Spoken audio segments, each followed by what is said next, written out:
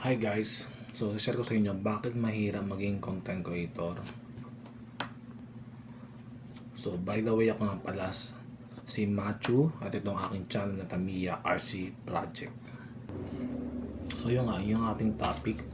Bakit nga ba mahirap maging isang content creator guys? So, mahirap mag-isip ng content o ano yung papasaya sa tao. So, sige natin itong camera to. Wala yung ating cellphone holder. So, mahirap mag-isip ng content, anong papasaya sa tao. Siyempre, kailangan maganda yung background mo. So, wala. Dati gumagamit pa ng green screen pa ng pandemic. At isa pa, ang hirap mong papatawa ng tao. So, ang YouTube po, entertainment purpose yan.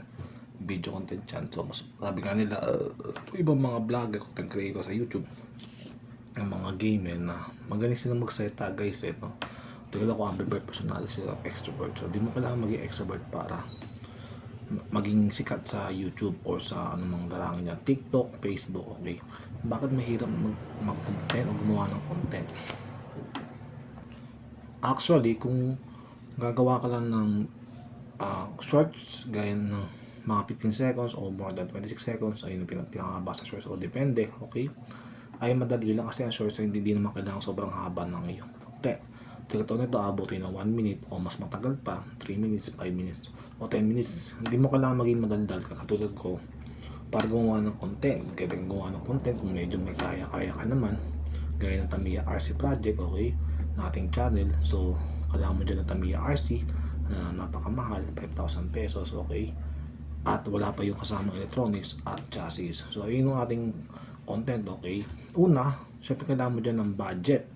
Kailangan mo dyan ng tripod, kailangan mo dyan ng green screen, kailangan mo dyan ng, kung content mo naman tukol sa animation, kailangan mo dyan ng tiyaga, kailangan mo magaling kang mag-drawing, okay, magamit ka dyan clip, okay. Kung alam niyo clip a clip, kinontent kayo sa akin trending mobile sa channel, hanapin nyo lang yung Arena of Valor of Asia, okay. Hindi nyo mahanap yung trend ng mobile games, kasi may bayad yan, okay. Hindi kasi ako nag-google ads, so hanapin nyo lang yan sa isa ko pang channel, ano bang bagay. Meron din tayo mobile cubing, okay, hanapin nyo lang yan sa YouTube.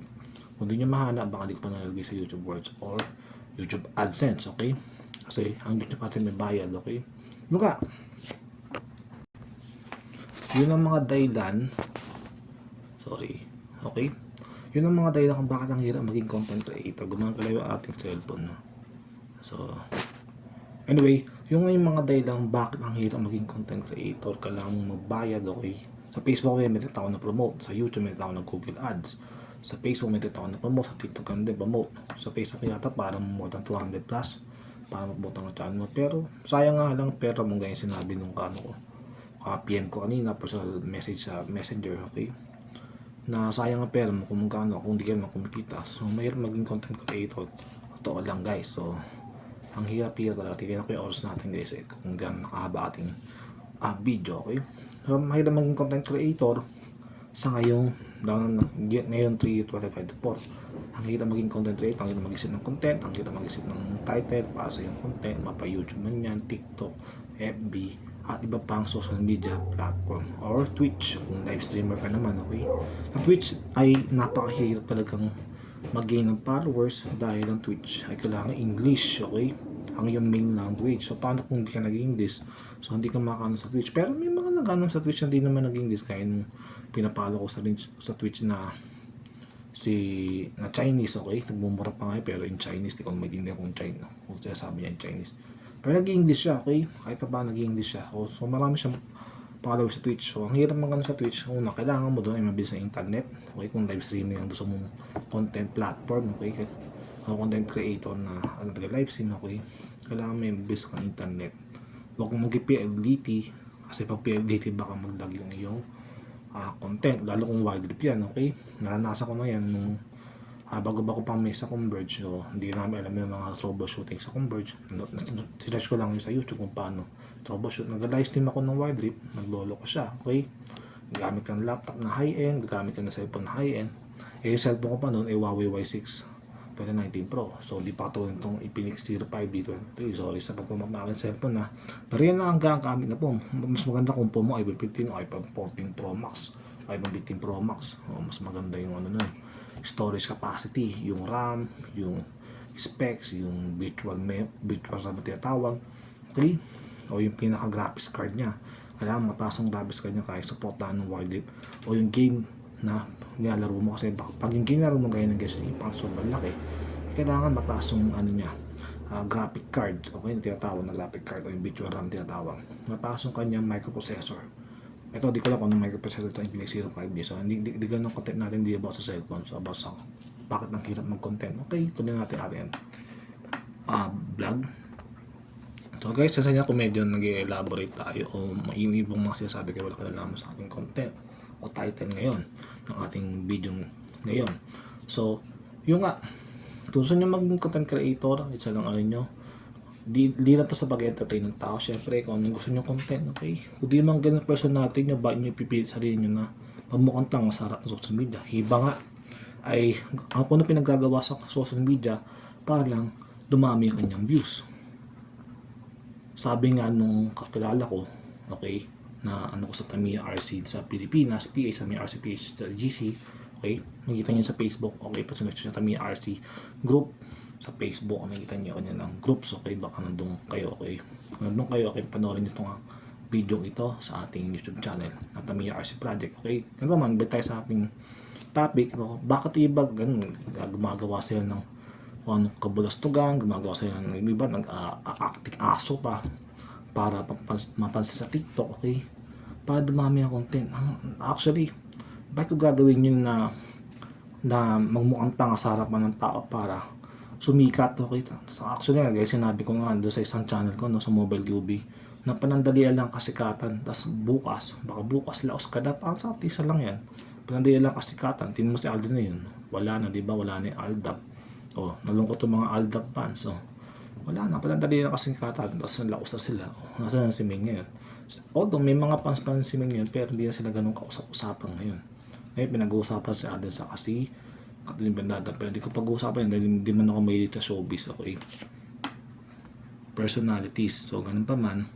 So, balik tayo sa ating topic. Bakit ang hirap mag-content sa panahon na yun? So, napapansin nyo, medyo may nating video, medyo laksan nyo lang inyong volume sa inyong headset. Mas maganda kung naka-headset kayo kasi para marinig nyo ng gusto ito ay sasabihin. So, pasensya na kung medyo mahina sa akin sounds, okay? At i-edit ko pa to sa editor na CapCut, okay? Magandang editor ng CapCut kaysa sa King Master, okay? Medyo singit ko lang yung mga editor na ginagamit ko sa YouTube, okay? So, bakit ang hirap gumawa ng content? Una-una, syempre ngayon, patawan ng tao. Sabi ko nga, kung di mo nga personality yon, ang hirap gawin nun. So, di mo kailangang gayahin nun sila kung TV, di mo kailangang gayahin sila, sila Sir Gaby o sin pang sikat na person natin ngayon. Iba, di ko nga kilala, Boy Tapang ba yun? Okay? Yung mga ginagawa niya, kumakain ng langgam o ano mga ginagawa niya sa kanyang content. Di ko siya pinapalo kaya di ko siya kilala, okay? Ba't nakagawa ng ganung katarantaduhan sa mga content na yun kung di naman ganun ang aking personality, okay?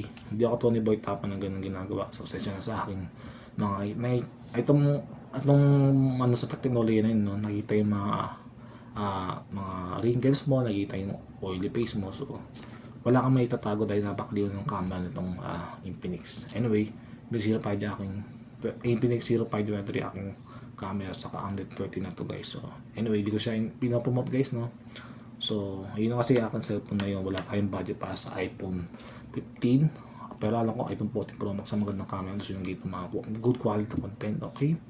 Kita lahat okay? Wala kang may tatago. Iba, nag-makeup pa nga, no? Meron pa sila naka-spotlight doon sa kanilang studio. May studio sila.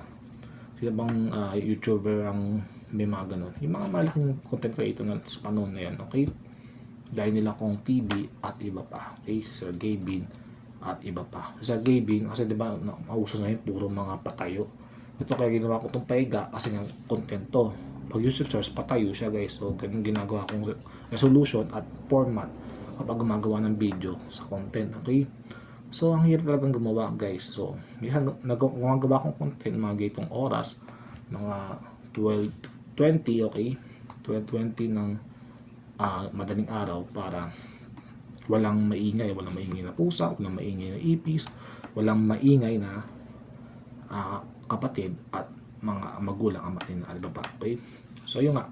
So, ang hirap gumawa ng content, guys. So, magawa kayo ng content, mas damihan nyo yung YouTube Shorts. Ito, particular sa YouTube pa lang to, no? Kaya Reels, sa FB yan. Kaya short content sa TikTok. Ako ginagawa ko mga short content lang. Hindi ako may sa mga mahabang content. Sa TikTok, kailangan ko short content lang. Di ba, lalabas na. Siguro pinamahaba, 6 seconds o 30 seconds. Basta huwag masyadong mahaba. Okay? Kasi ang tao mainip. Ang attention span ng tao sa panahon na yun ay maiksi lang. No? Lalo na sa mga bagong sa mga tinatawag na Gen Z at yung bagong ano ng Gen Z na yun. Namutan ko na yung tawag. Okay? Yung tinatawag, Gen Alpha. Generation Alpha tinatawag.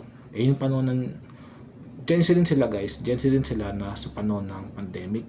Panahon ng COVID-19. Okay? Kung nalaman yung COVID-19 ay tandaan ng mga tao ngayon yun. Dahil nakaka-recover na ekonomiya ngayon at unti din bumabangon ng ekonomiya. Kita nyo naman na yun, meron ng transportasyon, nakalabas-labas na tayo, di voluntary na lang yung pagsuot ng face mask at iba pa. Okay, so ganun nga guys, so mahirap gumawa ng content kasi lalo kung actor ko, isa ka ambivert. Pag sinabi ambivert, kalahating extrovert ka, o 50% magiging extrovert mo at or vice versa, 50% magiging introvert mo. 50% magiging introvert ko, okay, sa akin, sa stage ko, at 50% magiging extrovert ko. So kaya nga medyo nahihiya nga ako sa camera. Kasi ganun talaga. So kahit yung mga extrovert, nahihiya din sa camera dahil sa gaytong platform, dito sa gaytong larangan, okay? Sabi na sweater lang daw yan. Eh doon yung mga sa sweater malas guys, so pag sa content. So sanahan nyo sa YouTube, ang paparami ng views nyo ay content. Gusto nyo dumami ang views sa inyong content na video, gawa nyo siya ng YouTube Shorts para dumami yung content no mas papaano, okay? Kasi doon paparami YouTube Shorts kasi napaparami sa YouTube Analytics natin guys. So parang yung Google Ads kung ayaw nyo mag-Google Ads. Kasi kung mag-Google Ads lang, sayang ng pera nyo. Kasi kailangan kung mag-Google Ads kayo, may trabaho kayo syempre. So ayun nga, sa pang dahilan. Trabaho, okay? Ang hirap magkaroon ng trabaho na yun guys. Ang hirap kumita ng pera. Walang madaling trabaho. Hindi madaling trabaho maging content creator. Hindi madaling trabaho maging esports manager. Hindi madaling trabaho ang maging programmer. Hindi madaling trabaho. Walang madaling trabaho guys. Pero kung pasisikapan nyo at tsatsaga lang kayo, baka makuha nyo yung nilagan tinatawag na gaya sinabi ng copying ko kanina, okay? Makuha nyo yung nilaga o yung bacon na hinahanap nyo, okay? So yung kagad na lang tayo guys, may mahaba na ating video.